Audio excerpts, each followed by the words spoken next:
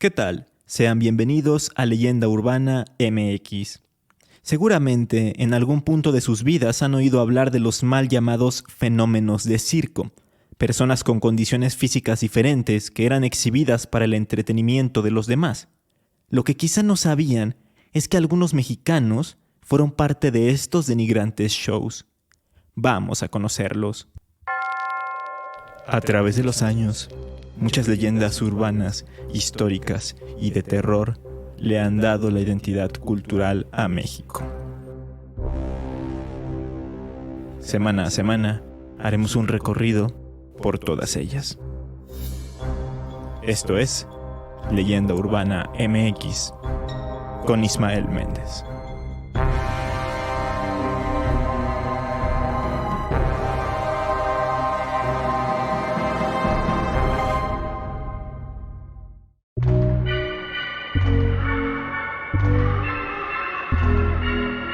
Hubo una época oscura en la historia de la humanidad en la que las personas que tenían alguna discapacidad o algún rasgo diferente en su cuerpo, provocado por alguna enfermedad, eran consideradas fenómenos y casi hasta monstruos. Tanto así que muchas de ellas eran contratadas, por decirlo de alguna manera, para ser parte de espectáculos o shows de circo, mismos que fueron llamados freak shows.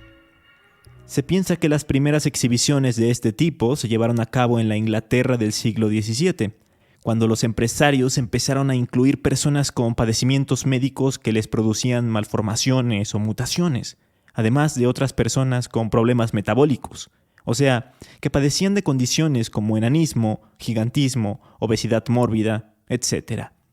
Ya saben, estaba la clásica mujer barbuda, los siameses, los enanos, los albinos, individuos a los que les faltaban los brazos o las piernas, y otros tantos más. Como sabemos, el morbo vende muchísimo, y así fue que el boom de este tipo de espectáculos se dio durante la época victoriana, es decir, desde mediados del siglo XIX y hasta principios del siglo XX. Y sin importar que fuera denigrante, hubo algunos fenómenos, entre comillas, que llegaron a ser superestrellas, como Schlitzie, Frances O'Connor y Johnny Egg, tanto que hasta participaron en la película de culto Freaks, estrenada en 1932. Generalmente los freaks utilizados en los carnavales y circos de rarezas durante aquella época eran de países en los que más se celebraban este tipo de eventos, como Estados Unidos, Alemania e Inglaterra. Pero hubo algunos de origen mexicano que también participaron en ellos, como Pascual Piñón, mejor conocido como el mexicano de dos cabezas. Pascual Piñón nació en Coahuila en 1889. Desde pequeño llamó la atención, pero para mal, porque en su cabeza tenía una extraña protuberancia. No se sabe a ciencia cierta si era un tumor o un quiste, pero era de gran tamaño. Algunos incluso piensan que lo que tenía en el cráneo era parte de un gemelo mal logrado durante el embarazo, o que podía haber sufrido de Craniopagus parasiticus, una malformación muy, pero que muy poco frecuente.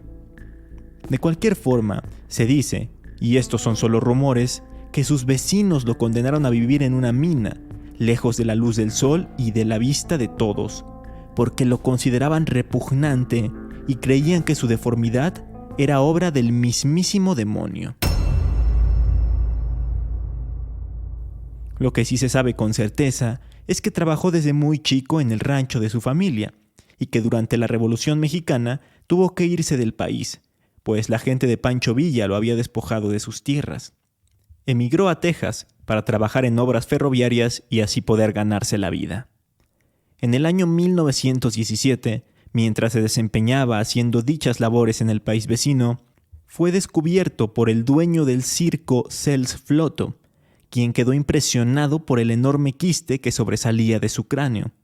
Entonces lo invitó a ser parte de los espectáculos de feria itinerantes que montaba por los diferentes pueblos tejanos. El mexicano aceptó la propuesta porque tenía que alimentar a su numerosa familia y el norteamericano le pagaría más que lo que ganaba en su actual trabajo. Hay una teoría que se puede más o menos comprobar por las fotos e ilustraciones que existen sobre Pascual, en la que se señala que aprovechando la protuberancia de su cabeza, se mandó a fabricar un rostro de cera, con algunos implantes de plata bajo la piel. El hombre intentaba de este modo que su segunda cara pareciera más real y mucho más impactante, y funcionaba mejor para ser presentado como el hombre de dos cabezas en las funciones. Hay quienes afirman que esta segunda cabeza tenía rasgos femeninos y era llamada María. En el año 1985, el escritor sueco Per-Olof Enquist publicó una novela llamada Downfall, traducida al español como El ángel caído. En ella se habla de un fenómeno de circo de dos cabezas que se podían comunicar telepáticamente. Lo interesante de esto es que el autor se inspiró en Pascual y hasta le dedicó la obra, pues en ella se puede leer lo siguiente. Pascual Piñón había nacido con dos cabezas, la otra cabeza de mujer. Su extraña historia llegó al mundo en algún momento de febrero de 1922. Se encontraba en una mina al norte de México. Nadie sabe nada de él, ni de dónde procede, ni su fecha de nacimiento. Tampoco nadie conoce a sus padres. Tal vez se avergonzaron. Probablemente nació a principios de 1880. Según sus palabras, nació monstruo. Una de sus cabezas, la inferior, era de hombre, completamente normal, siempre muy rígida y erguida. Tenía una barba bien poblada y cuidada. Pero encima de esta cabeza crecía otra. Surgía de su frente como un brote o como un preso que desesperadamente intenta atravesar la muralla de la cárcel. Pero falla y es condenado a cadena perpetua, encerrado a medias en la muralla. Estas líneas nos dan un poco más de información acerca de su aspecto, a pesar de que el sueco lo describe de tal forma que pareciera sí tener dos cabezas en realidad, y no solo una rara condición en la parte superior de su cuerpo. Supongo que en aquella época aún no se sabía mucho sobre él, y no se había estudiado lo que padecía, y eso que ya llevaba más de medio siglo muerto. De igual forma, hay historias en las que, tal como en la novela de Per-Olof, se cuenta que Pascual habría dicho que se sentía un monstruo y que lo que tenía en la cabeza no era un simple tumor o quiste, sino que era una cabeza que en verdad le hablaba y que solo él podía escucharla, y que además lo estaba volviendo completamente loco. Esto me recuerda a la clásica leyenda de Edward Mordrake, un joven inglés del siglo XVIII perteneciente a una familia muy acaudalada que nació con una cara extra en la nuca. Este segundo rostro no podía comer, y aunque sí que movía los labios, no emitía sonidos. O eso es lo que se creía, porque el pobre Edward juraba que por las noches su gemelo malvado le susurraba cosas horribles. Por si esto no fuera lo suficientemente perturbador, esa cara seguía con la mirada a las personas y mostraba signos y reacciones malvadas. Con esto me refiero a que se reía cuando Edward lloraba y cosas por el estilo. Ningún médico ni ningún cirujano de la época se atrevió a operarlo y quitarle aquella horrible y maligna cara. Así que se terminó suicidando a la temprana edad de 23 años. Regresando con Pascual Piñón, no se sabe si él atentó contra su vida, y los registros indican que su carrera como fenómeno de circo duró únicamente un par de años. Y es que el empresario que lo contrató, al parecer no era tan mala persona y costeó la operación para eliminarle la protuberancia de la cabeza que tanto mal le hacía, pero que también lo había convertido en la atracción principal de los shows de rarezas. Ya sin el extraño bulto que lo había acompañado durante toda su vida, Piñón regresó a Texas, en donde volvió a trabajar y llevó una vida más o menos normal hasta su muerte a la edad de 40 años, en 1929. Las malas lenguas dicen que existe una biografía de Pascual Piñón llamada A Monster's Life, escrita por John Scheidler, en la que se aporta más información sobre su vida y en la que supuestamente se pueden leer pasajes sumamente impactantes como este. Pascual Piñón llevaba la otra cabeza de la misma forma que un minero lleva su lámpara en la frente. Así llevó toda su vida, como un minero de la mina de cobre lleva su lámpara en la oscuridad que él mismo ha elegido para vivir. De la misma forma la llevaba a través de la tremenda luz de la vida, pero de su lámpara no salía ninguna luz. Las fotos dicen otra cosa. Por esa lámpara más bien se precipitaba la oscuridad que entraba en ella y en él. Pero por más que estuve buscando la biografía, no la encontré. Es más, no hallé ninguna información al respecto que no venga de blogs de internet. No hay fecha de publicación ni ningún otro dato. No obstante, no es necesario encontrar ni leer la biografía para concluir que la vida de Pascual Piñón, el mexicano de dos cabezas, fue bastante triste.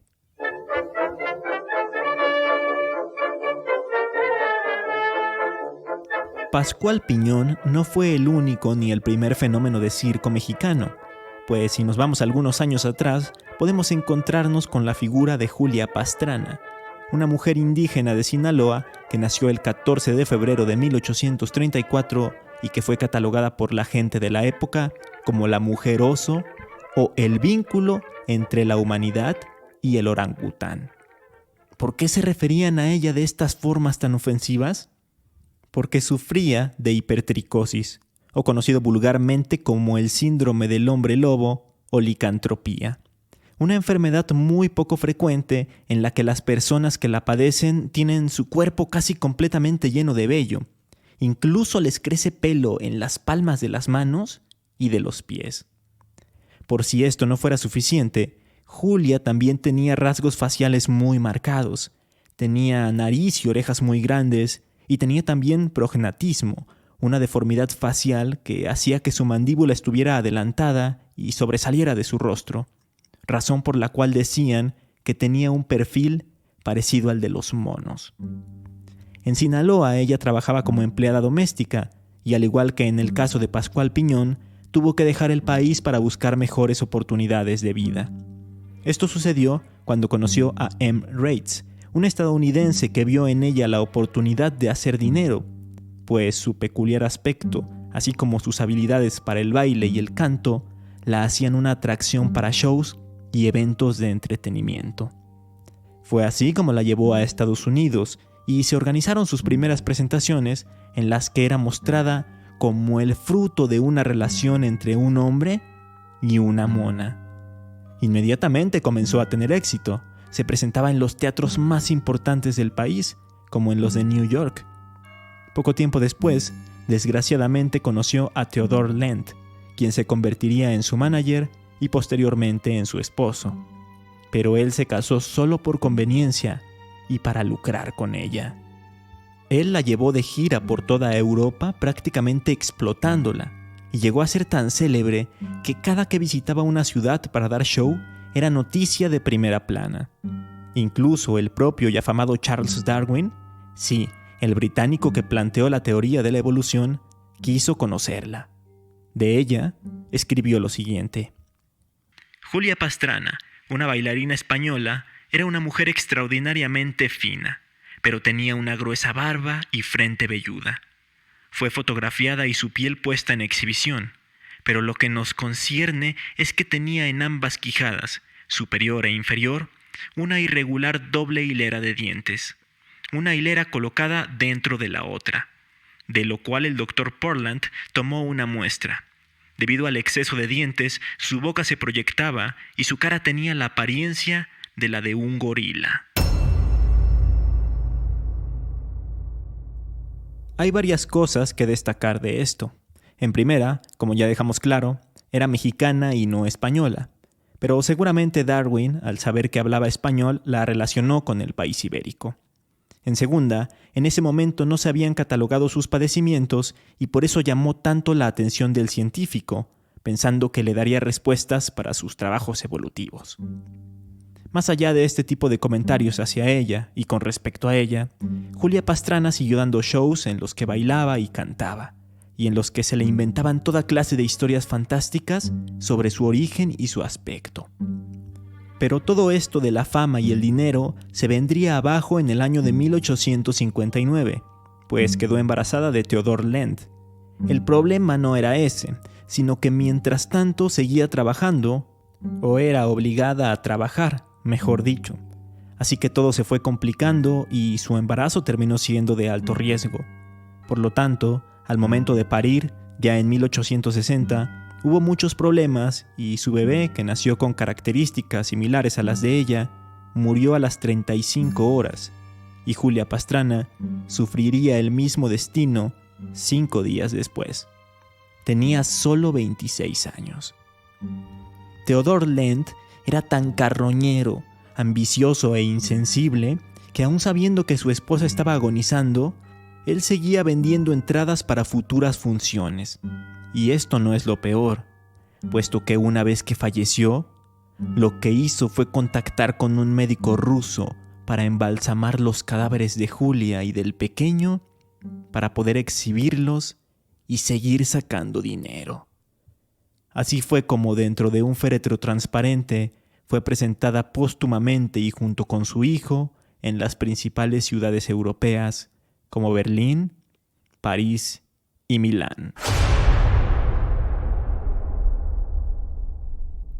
Con el paso de los años, su cuerpo perteneció a museos que también la tuvieron en exhibición, así hasta 1973, cuando su cuerpo reposó en el Instituto de Medicina Forense de Oslo y después en el Departamento de Anatomía de la Universidad de Oslo, en Noruega.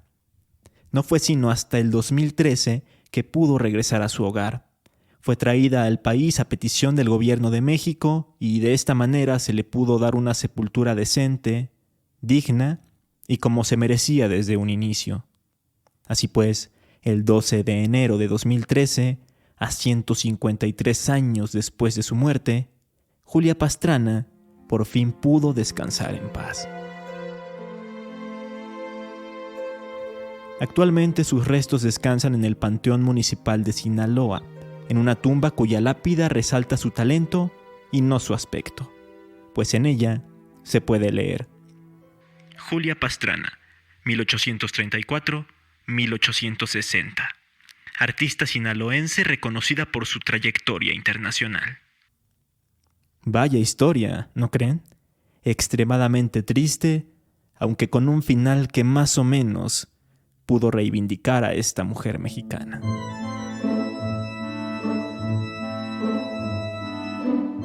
A la lista de Pascual Piñón y Julia Pastrana podemos sumar a la pionera de este tipo de personajes en México, ya que vivió antes que ellos.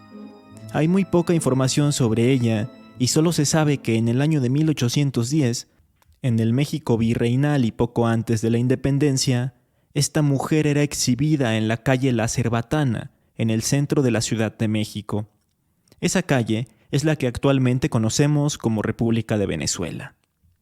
Según las crónicas, esta mujer de 20 años de edad, supuestamente deforme, estaba entre barrotes, cortando lienzos y confeccionando ropa. Decían que estaba deforme porque tenía enanismo. Era una mujer pequeña que, además, en sus manos tenía una condición con la que aparentaba tener más dedos. La gente de la época que caminaba por esa zona se interesaba por el espectáculo, se acercaba y pagaba gustosa la cantidad de $1 a las autoridades para ver impresionada cómo la chica trabajaba y cosía la ropa. Esta historia fue rescatada por la escritora María de Jesús Barrera, quien al leer una nota en la que se hablaba de esta jovencita, escribió una novela llamada La vida secreta de María Rosa, pero dándole la vuelta a su situación y poniéndola en el papel de observadora de la sociedad y no de observada. Lamentablemente no pude encontrar más información sobre esta mujer. Sin embargo, me parecía relevante mencionarla por ser, quizá, la primera mexicana en ser presentada como un fenómeno y sacar dinero a costa de ella. ¿Ustedes conocen alguna otra persona mexicana que haya sido parte de estos espectáculos tan populares hace un par de siglos? Háganmelo saber a través de redes sociales. Me encuentran como Leyenda Urbana MX en Facebook e Instagram o como @leyendaUMX en Twitter. En la recomendación de hoy hay una película un tanto ecléctica de los hermanos Coen que se llama La balada de Buster Scruggs. Está compuesta de varios cortometrajes de distintas temáticas y uno de ellos aborda el tema de los espectáculos itinerantes con fenómenos, ya que cuenta la historia de un empresario y su artista, un hombre sin brazos ni piernas que se dedica a recitar obras de la literatura clásica. Sin embargo, cada vez llaman menos la atención de la gente y, por lo mismo, ganan menos dinero. Así que el empresario le da una vuelta de tuerca al espectáculo. Pero no les voy a hacer spoilers porque el final es sorprendente. Mientras ustedes ven la película, yo me despido deseando que el episodio les haya gustado. Si así fue, compártanlo y corran la voz. Nos escuchamos aquí, en Leyenda Urbana MX, en unos cuantos días. Hasta entonces.